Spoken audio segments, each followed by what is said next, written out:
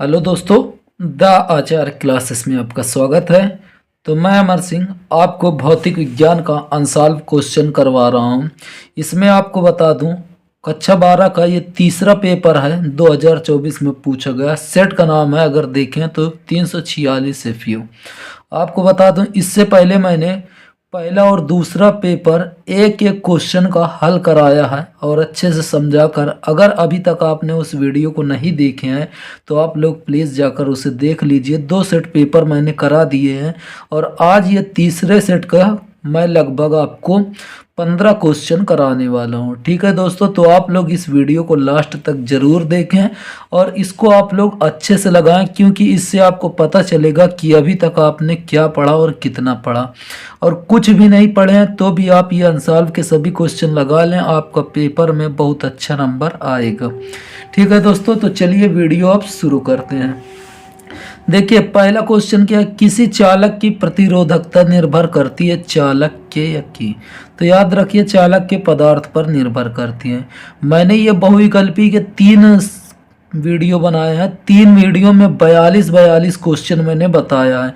जैसे अगर बात करें 2024 के, तो 2024 में टोटल 7 सेट में पेपर बना है। ठीक है, तो 7 सेट में और एक सेट में जो क्वेश्चन आता है 6 क्वेश्चन आता है, तो 6 सतह होता है 42। ठीक, तो मैंने 42 क्वेश्चन, 2024 के 42 क्वेश्चन और 2023 के 42 क्वेश्चन, उसके बाद 2022 के भी मैंने 42 क्वेश्चन आपको बहुविकल्पी बताया। तो 3 वीडियो आप लोग जरूर देख लीजिए, एक एक क्वेश्चन आपको समझ में आ जाएगा। अब देखिए, किसी विद्युत चुंबकीय तरंग के विद्युत एवं चुंबकीय क्षेत्र सदिश क्रमशः वेक्टर ई तथा वेक्टर बी है। तरंग संचरण की दिशा निरूपित होगी। तो याद रखिए, vector A cross vector B द्वारा। ठीक है दोस्तों, अब अगला क्वेश्चन, एकांक धन आवेश विद्युत क्षेत्र के प्रत्येक बिंदु पर समान बल का अनुभव करता है, विद्युत क्षेत्र होगा। तो विद्युत क्षेत्र क्या होगा, एक समान होगा। चलिए अब अगला क्वेश्चन देखिए। तो देखिए घ नंबर क्वेश्चन क्या है, किसी नाभिकीय अभिक्रिया में द्रव्यमान क्षति 1.2 ग्राम है। इस अभिक्रिया में मुक्त ऊर्जा होगी। तो याद रखिए, मुक्त ऊर्जा इतनी होगी। ठीक है दोस्तों, ये न्यूमेरिकल है, तो न्यूमेरिकल पर आप लोग करेंगे तब ये समझ में आएगा। अब फोटॉन का संवेग कितना होता है, तो फोटॉन का संवेग जो होता है h/c होता है। h/, क्या होता है, c होता है। तो ये याद रखेंगे आप लोग। उसके बाद अगला क्वेश्चन, 20 कूलाम का एक आवेश 3 × 10⁻³ टेस्ला के चुंबकीय क्षेत्र में गति करता है। चुंबकीय क्षेत्र द्वारा आवेश पर कृत कार्य कितना होगा। तो याद रखिए, इसका कृत कार्य जो होगा वो होगा 0। ठीक है दोस्तों, इस पर विस्तार से चर्चा ना करेंगे, क्योंकि ये एक एक नंबर के क्वेश्चन है, तो इस पर ज़्यादा चर्चा नहीं करेंगे। अब देखिए, यहाँ से आप लोग को क्वेश्चन में टोटल दूसरे के सभी क्वेश्चन 6 करवाने वाला हूँ। उसके बाद ये तीसरे के भी 4 ये क्वेश्चन मैं कराऊंगा। तो आप लोग प्लीज़ वीडियो को अंत तक देखें ताकि आप लोग अच्छे से समझ सकें। तो देखिए पहला क्वेश्चन, किसी वस्तु अवतल दर्पण के अक्ष पर दर्पण के फोकस एवं ध्रुव के बीच कहीं रखी है। ठीक है दोस्तों, ध्रुव के बीच कहीं रखी है। किरण आरेख द्वारा वस्तु एवं प्रतिबिंब के आकार की तुलना कीजिए। मतलब क्वेश्चन बोल रहा है कि कोई वस्तु है जो फोकस और ध्रुव के बीच रखी है। तो आपको अगर याद हो तो ये 5वीं स्थिति है अवतल दर्पण की। ठीक है, तो इसमें बोला है कि प्रतिबिंब कहाँ बनेगा, कितना बड़ा बनेगा या कैसे। तो आप लोग ये देख सकते हैं, जब वस्तु कहाँ पे है, देखिए फोकस और ध्रुव के बीच में। यहाँ पे क्या होगा, ध्रुव। तो फोकस और ध्रुव के बीच में है, तो जो पहली प्रकाश किरण चलती है मुख्य अक्ष के समांतर जाएगी और टकराने के पश्चात मुख्य फोकस से होकर चली जाएगी। दूसरी वक्रता केंद्र से आएगी तो दर्पण से टकराने के पश्चात उसी मार्ग में वापस आती है। लेकिन जब इसको हम पीछे बढ़ाते हैं तो ये B' पर मिलती है। तो देखिए यहाँ पे ये चित्र बनाने के लिए बोला था। ठीक है, यहाँ पे किरण आरेख द्वारा बोला था, तो ये किरण आरेख बना हुआ है। ठीक है दोस्तों, अब देखिए वस्तु को जहाँ पे बोला था, कहाँ पे, दर्पण के फोकस एवं ध्रुव के बीच में। तो दर्पण का फोकस ये है, ध्रुव ये है, इसके बीच में रखा गया। तब प्रतिबिंब देखिए बनेगा, दर्पण के पीछे बनेगा, सीधा बनेगा आभासी बनेगा और वस्तु से बड़ा बनेगा। ठीक है दोस्तों, तो पहला आपको इतना केवल चित्र बनाना था और ये आप अगर 10 में भी पढ़े होंगे तो आप लोग के लिए क्वेश्चन एकदम आसान है। ठीक है दोस्तों, अब अगला क्वेश्चन आप लोग देखें। तो पहला क्वेश्चन हो गया। अब दूसरा क्वेश्चन आप देखें। किसी प्रकाश संवेदी सतह के लिए देहली आवृत्ति 8×10⁻14 हर्ट्ज है। पृथ्वी पृष्ठ का कार्यफलन क्या होगा। अब देखिए आप दूसरा क्वेश्चन। ठीक है दोस्तों, तो दूसरा क्वेश्चन आप लोग देख सकते हैं।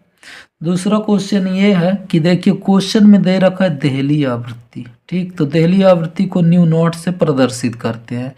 ठीक है, तो देहली आवृत्ति न्यू नॉट बराबर इतना दिया। पृष्ठ का कार्यफलन पूछा है, तो कार्यफलन को आप याद रखें, कहीं कहीं डब्ल्यू से लिखा होता है और कहीं कहीं फाई से। ठीक है दोस्तों, तो हमने यहाँ पे कार्यफलन को डब्ल्यू से प्रदर्शित किया और कार्यफलन बराबर होता है एच न्यू। एच क्या है, प्लैंक नियतांक। तो इसका जो मान होता है 6 एच का मान ये याद रखिए इतना होता है 6.6 × 10⁻−34। न्यू नॉट का मान ये क्वेश्चन में दे रखा है। अब इसका अगर हम इसमें गुणा करते हैं तो 8 × 48, 80 लगेगा 4, 8 × 48 4 52। ठीक है दोस्तों, दशमलव के बाद एक अंक तो एक अंक। उसके बाद अब देखिए यहाँ पे 34 में से 14 जाएगा, 20 बचेगा। अब दशमलव को जब बाईं ओर ले जाते हैं तो घात प्लस में होती है। तो देखिए यहाँ पे जब बाईं ओर ले गए तो घात किस में आ गई, एक प्लस में आएगी तो 19 में से एक जाएगा, वो सॉरी 20 में से एक जाएगा, 19 हो जाएगा। ये जूल में आंसर आ गया। ठीक है, अगर कार्यफलन यहाँ पे जूल में आंसर हो तो जूल में हम लिख सकते हैं, लेकिन आंसर जो दिया है इलेक्ट्रॉन वोल्ट में। तो याद रखिए इलेक्ट्रॉन वोल्ट में बदलने के लिए इलेक्ट्रॉन के मान से भाग दे देते हैं। तो इलेक्ट्रॉन का मान कितना होता है 1.6 × 10⁻−19। तो यही चीज ऊपर लिखा इसके बटे में 1.6 × 10⁻−19। अब देखिए -19 ऊपर नीचे है, अगर ये ऊपर जाएगा तो प्लस में हो जाएगा तो भी कैंसिल, तो इसको हमने यहीं पे सीधा काट दिया। अब देखिए यहाँ से दशमलव हटाएंगे, एक जीरो बढ़ाएंगे। ठीक है दोस्तों, यहाँ पे दशमलव हटाएंगे तो ऊपर एक जीरो, यहाँ से हटाएंगे नीचे 2 जीरो तो कट जाएगा, तो ये आएगा 528/160। इसमें अगर आप भाग देते हैं, ठीक देखिए 16 × 48 होता है। ठीक, उसके बाद फिर जो भी बचेगा 16 × 48 से कट जाएगा। ठीक दोस्तों, तो इसका आंसर जो आएगा 3.3 इलेक्ट्रॉन वोल्ट। ठीक दोस्तों, तो आप लोग का ये दूसरा भी आंसर हो गया। अब देखिए तीसरा क्वेश्चन क्या पूछा है। किस पदार्थ की बंधन ऊर्जा प्रति न्यूक्लियन अधिकतम होती है और यह कितनी होती है। ठीक है, तो आपको बता दें ये लोहे की होती है, आयरन की होती है। ठीक है दोस्तों, तो यहाँ पे इसका आंसर आप लोग देखेंगे। ठीक, बहुत आसान क्वेश्चन, एक लाइन में आपको लिखना है। तो किस पदार्थ की बंधन ऊर्जा प्रति न्यूक्लियन अधिकतम होती है और यह कितनी होती है। तो याद रखिए दोस्तों, इसकी बंधन ऊर्जा आयरन लोहे के लिए बंधन ऊर्जा अधिकतम होती है। ठीक है, इसकी बंधन ऊर्जा 8.8 मेगा इलेक्ट्रॉन प्रति न्यूक्लियन होती है। तो ये क्वेश्चन का आंसर था। ठीक है दोस्तों, फिर अगला क्वेश्चन भी आपसे एकदम आसान पूछा था। आसान क्वेश्चन क्या पूछा था, किसी विद्युत परिपथ में 1 वाट शक्ति से क्या अभिप्राय, मतलब 1 वाट की परिभाषा पूछा था। तो इसको भी आप लोग देखेंगे, एक फार्मूले की सहायता से इसको आप कर सकते हैं। देखिए वैसे तो आप याद कर लीजिए कि यदि किसी वैद्युत परिपथ में 1 सेकंड में 1 जूल वैद्युत ऊर्जा व्यय होती है तो परिपथ में शक्ति 1 वाट होगी। ठीक है दोस्तों, तो ये याद कर सकते हैं। बाकी फार्मूला ये होता है। अब ये इसी को यदि हम मान लें, यदि विद्युत शक्ति 1 वाट हो और विद्युत ऊर्जा 1 जूल और समय 1 सेकंड, तो हम ये बोल सकते हैं 1 सेकंड में व्यय, ठीक है, 1 सेकंड में यदि 1 जूल, ठीक है, 1 सेकंड में यदि 1 जूल विद्युत ऊर्जा व्यय हो तो उस परिपथ में शक्ति कितनी होगी, 1 वाट होगी। ठीक है दोस्तों, तो ये आप लोग याद कर सकते हैं। ठीक है, अब देखिए अगला क्वेश्चन, छोटी छोटी परिभाषा, ज़्यादा टाइम नहीं लेंगे। अब अगला क्वेश्चन देखिए, एक समान चुंबकीय क्षेत्र से क्या अभिप्राय है, उपयुक्त आरेख की सहायता से समझाइए। तो ये भी क्वेश्चन एकदम आसान है, इसको भी आप लोग याद करेंगे। तो आप लोग ये क्वेश्चन देख सकते हैं, एक समान चुंबकीय क्षेत्र से क्या अभिप्राय है, उपयुक्त आरेख की सहायता से समझाइए। तो देखिए दोस्तों क्या लिखेंगे, ये देखिए एक समान चुंबकीय क्षेत्र बनाया गया है, ठीक है। आरेख बोला था तो आरेख ये बनाया गया। अब इसको आप समझ लीजिए, चुंबकीय क्षेत्र में वह स्थान जहां पर चुंबकीय बल रेखाएं समांतर, आप देख सकते हैं सभी चुंबकीय बल रेखाएं क्या एक दूसरे के समांतर हैं तथा समदूरस्थ हो तथा एक दूसरे से समान दूरी पर हो। आप देख सकते हैं एक दूसरे से समान दूरी पर है तो वह एक समान चुंबकीय क्षेत्र होता है, ठीक है। चुंबकीय क्षेत्र में वह स्थान जहां पर चुंबकीय बल रेखाएं एक समांतर हो, ठीक है, समांतर हो और समदूरस्थ हो, क्या कहलाएगा, एक समान चुंबकीय क्षेत्र होता है। ठीक दोस्तों, तो ये भी आपका एकदम आसान था, छोटा सा। अब इसका खंड बा का लास्ट क्वेश्चन जो है, किसी प्रत्यावर्ती परिपथ में वोल्ट मीटर तथा एमीटर पाठ्यांक क्रमशः 220 वोल्ट एवं 1.4 एम्पियर है। वोल्टता एवं धारा के वर्ग माध्य मूल मान ज्ञात कीजिए। तो देखिए ये आपको थोड़ा सा ये कंफ्यूज करने के लिए क्वेश्चन बोला है, बाकी इसी में इसका आंसर है। तो याद रखेंगे प्रत्यावर्ती परिपथ में वोल्ट मीटर, ठीक है, वोल्ट मीटर का जो मान होता है वह वर्ग माध्य मूल मान ही होता है, ठीक है। तो इसका आंसर भी कितना होगा, 220 वोल्ट, और इसका भी आंसर कितना होगा, धारा का भी, तो याद रखिए 1.4 होगा। आप इसको लिखेंगे कैसे, ये भी आप देख सकते हैं, ठीक है, लिख देंगे। चूंकि प्रत्यावर्ती परिपथ में वोल्ट मीटर तथा एमीटर वर्ग माध्य मूल मान ही मापते हैं, ठीक है दोस्तों। तो इनका काम जो है वर्ग माध्य मूल मान ही मापना है, ठीक। तो क्वेश्चन में वही चीज दिया था तो वही उतना उसका आंसर हो जाएगा, ठीक है दोस्तों। अब क्वेश्चन आप लोग देखें खंड सा का, ठीक है दोस्तों। तो खंड सा का आंसर क्या है, तो देखिए सबसे पहले क्वेश्चन में बोला है कि किसी विद्युत द्विध्रुव की अच्छी रेखा पर स्थित किसी बिंदु पर द्विध्रुव के कारण उत्पन्न विभव का व्यंजक, ठीक दोस्तों। तो ये देख सकते हैं आप लोग क्वेश्चन पूछा था, और क्वेश्चन वैसे तो ये है 3 नंबर के लायक, लेकिन इसने क्वेश्चन 2 नंबर में ही पूछ लिया है, तो आपको तो लिखना पड़ेगा ही, ठीक दोस्तों। तो चलिए इसका आप लोग सॉल्यूशन देखें, काफ़ी आसान है अगर आपने कुछ पढ़ा होगा, और नहीं पढ़े हैं तो थोड़ी सी आपको दिक्कत आएगी, ठीक दोस्तों। तो ये आप लोग देख सकते हैं, चित्र इसका बनाएंगे हम सबसे पहले। तो चित्र बनाएंगे तो यहाँ पे लिखते हैं माना, ठीक है, माना माइनस क्यों तथा प्लस क्यों, ठीक है, माना वैद्युत द्विध्रुव माइनस क्यों तथा प्लस क्यों आवेश से मिलकर बना है। ये वैद्युत द्विध्रुव यहाँ तक बना है, ठीक है। माना वैद्युत द्विध्रुव माइनस क्यों तथा प्लस क्यों कूलाम आवेश से मिलकर बना है। इस माध्यम का परावैद्युतांक कैपिटल के है। ये जहाँ पर रखा हुआ है इसका परावैद्युतांक कैपिटल के है। वैद्युत द्विध्रुव के मध्य बिंदु से स्मॉल r दूरी पर हमें वैद्युत विभव ज्ञात करना है। तो ये आप लोग देख सकते हैं, ठीक है दोस्तों। अब देखिए प्लस क्यों आवेश के कारण बिंदु P पर वैद्युत विभव, देखिए प्लस क्यों आवेश है तो यहाँ से इसकी टोटल दूरी थी r, ठीक है। अब यहाँ से यहाँ दूरी निकालनी होगी तो इतने में से, ठीक है, ये टोटल दूरी में से हम l को घटा देंगे तो यहाँ से इतनी दूरी आ जाएगी। तो ये दूरी होगी r माइनस एल और यहाँ से दूरी होगी r प्लस एल। तो देखिए प्लस क्यों आवेश, तो यहाँ पे दूरी जो होगी r माइनस एल, ठीक है। बिंदु आवेश के कारण फार्मूला होता है वैद्युत विभव का 1/4πε0 Q/r होता है, ठीक है। तो यहाँ पे फार्मूला होगा r माइनस एल, ठीक है। प्लस है तो यहाँ पे r माइनस एल, माइनस लेंगे तो यहाँ पे r प्लस एल। देखिए माइनस क्यों आवेश के कारण बिंदु P पर वैद्युत विभव, तो V2। अब देखिए माइनस क्यों आवेश, तो माइनस यहाँ ना लिखकर हमने पहले लिख दिया 1/4πε0, वैसे Q/r प्लस एल, ठीक है। दूरी देखिए माइनस क्यों से क्या है r प्लस एल, तो r प्लस एल। अब आगे आप देखें बिंदु P पर परिणामी वैद्युत विभव, बिंदु P पर परिणामी वैद्युत विभव जो होता है V बराबर V1 प्लस V2। अब V1 का मान देखिए ये रखा हुआ है तो ये पूरा हमने उठा के रख दिया। V1 का मान ये है तो हमने इतना V1 रखा, V2 का मान माइनस लगाकर इतना, तो ये देखिए माइनस लगाकर इतना लिख दिया गया।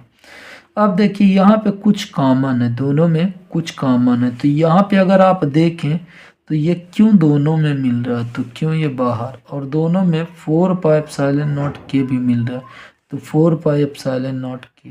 ठीक है, अब देखिए यहाँ पे इतना टोटल कॉमन लिया तो 1 बचा। ठीक है, नीचे r माइनस एल। अब यहाँ पे भी इतना टोटल कॉमन ले लिया गया तो 1/r plus L, 1/r plus L.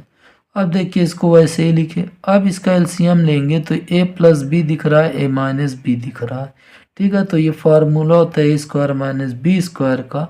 अब इसका तिरछा गुणा, इसका इधर गुणा और इसका इधर, तो ये r प्लस एल इधर माइनस r, उसके बाद माइनस माइनस हो जाएगा प्लस माइनस, और ये माइनस क्या हो जाएगा प्लस, तो यहाँ से आर कैंसिल। ठीक है, अब देखिए एल एल 2l हो जाएगा, और ये क्यों, ठीक है 2l क्यों, 2l क्यों, ठीक है अपॉन 4 पाई एप्सिलॉन नॉट के।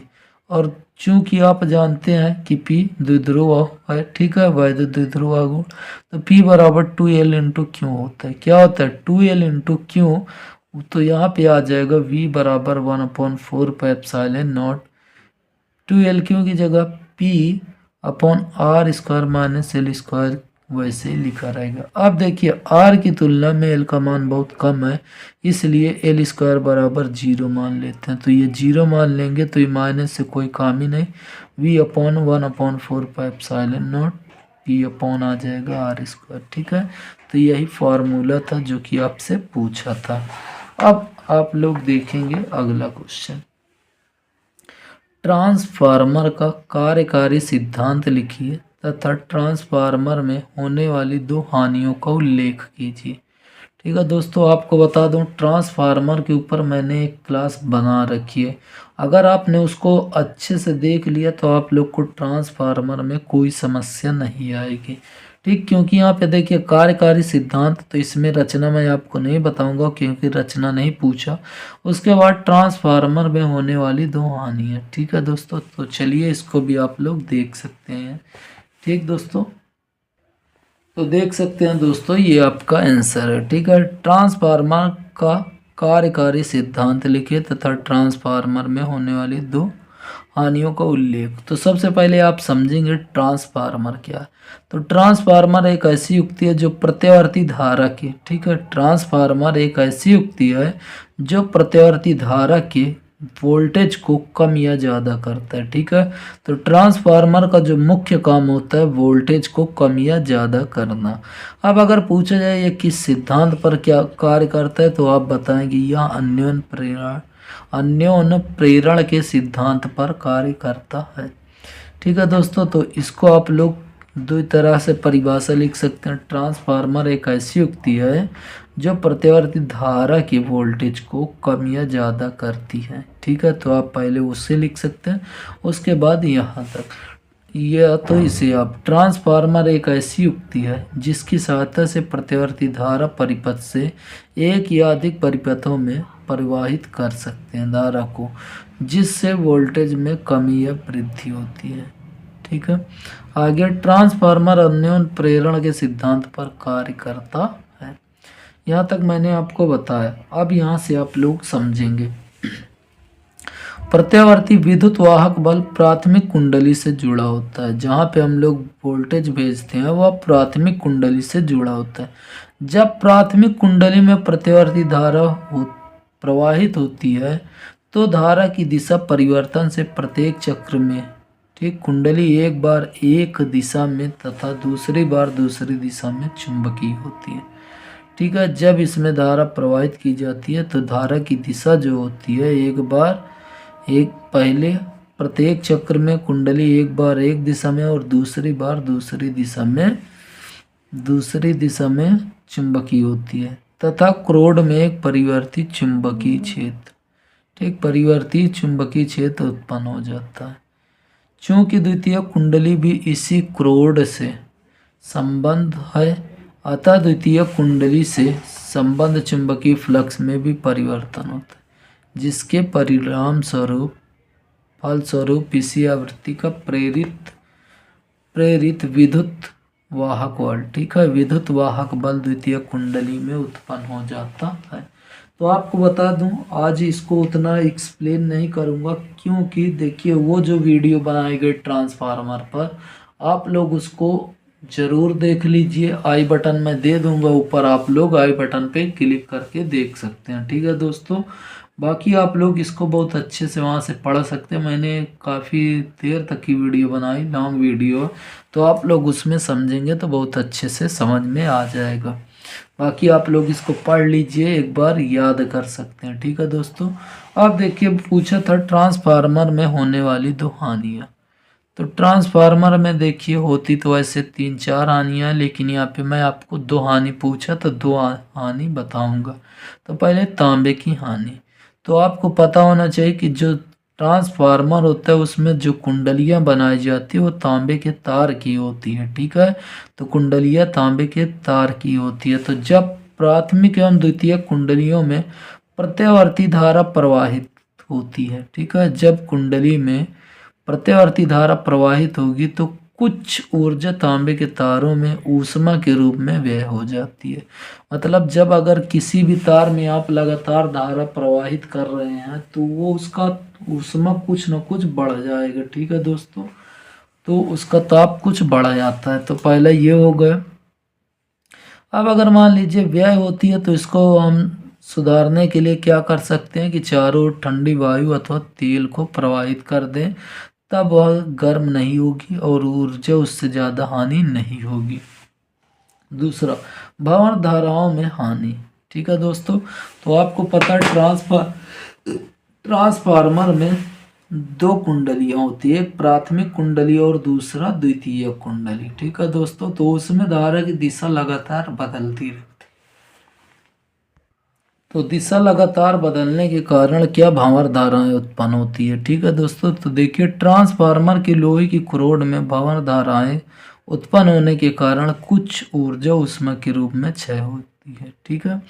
आपको पता है जो लौह क्रोड होती है वह लोहे की होती है और लोहे की होने की वजह से उसमें भंवर धाराएं उत्पन्न हो जाएगी, ठीक है, लोहे की होने की वजह से। लेकिन ठीक है, प्राथमिक और द्वितीय कुंडली में जो तार लपेटे हैं उसकी वजह से भंवर धाराएं उत्पन्न हो जाती है, जो कि ऊष्मा में बदल दिया जाता है, ठीक है।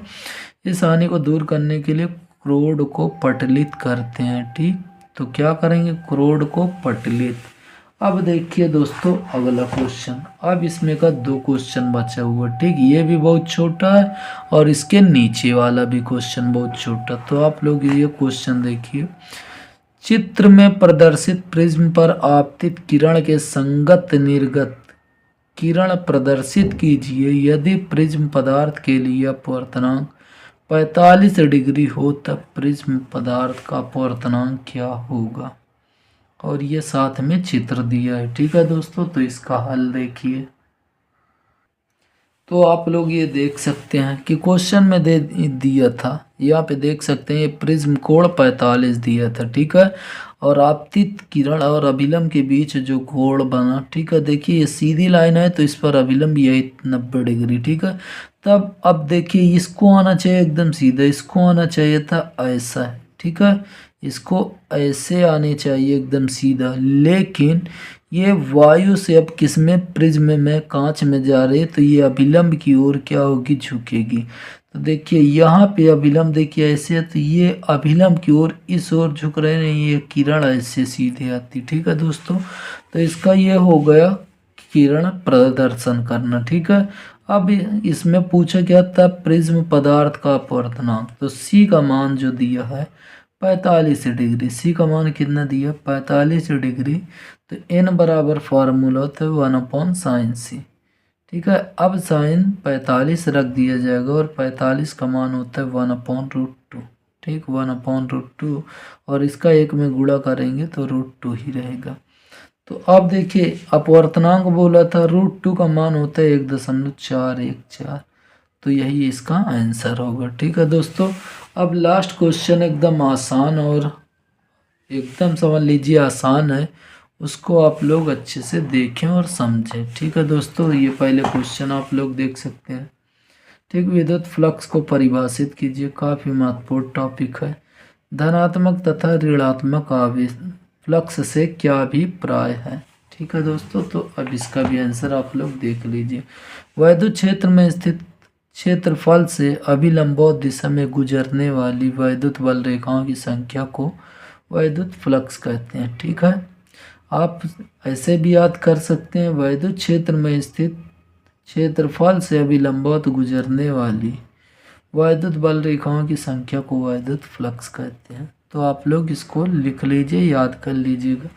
अब बोला था धनात्मक तथा ऋणात्मक से क्या अभिप्राय है, तो याद रखिए, यदि वैद्युत बल रेखाएं पृष्ठ से बाहर की ओर निकल रही हैं, तब फ्लक्स का मान धनात्मक होगा। ठीक है, अगर पृष्ठ से बाहर की ओर निकल रही है तब फ्लक्स का मान धनात्मक होगा।